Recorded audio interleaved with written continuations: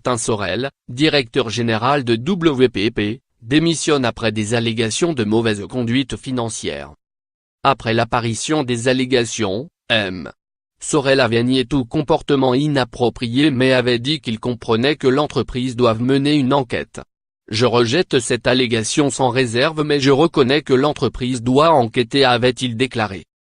Un mémo transmis aux principaux dirigeants du groupe et dévoilé par le Wall Street Journal indique que l'entreprise ne rendra pas publics les détails de l'enquête. Le message pour nos employés et nos clients, c'est que l'activité continue comme d'habitude, explique-t-on dans ce mémo. Martin Sorel a déclaré dans un communiqué qu'il était triste de partir, soulignant que WPP avait été sa passion et son principal centre d'intérêt pendant plus de 3 décennies. Il a expliqué dans ce texte les raisons de sa décision. Je vois que le climat actuel met inutilement une trop grande pression sur l'entreprise, sur nos plus de 200 000 employés et sur les 500 000 personnes qui dépendent d'eux, et sur les clients que nous servons dans 112 pays. C'est pourquoi j'ai décidé que dans votre intérêt, dans l'intérêt de nos clients, dans l'intérêt de tous nos actionnaires, petits et grands, et dans l'intérêt de toutes les autres parties prenantes, il est préférable que je me retire, a écrit M. Sorel. L'entreprise a indiqué que Martin Sorel serait considéré comme ayant pris sa retraite.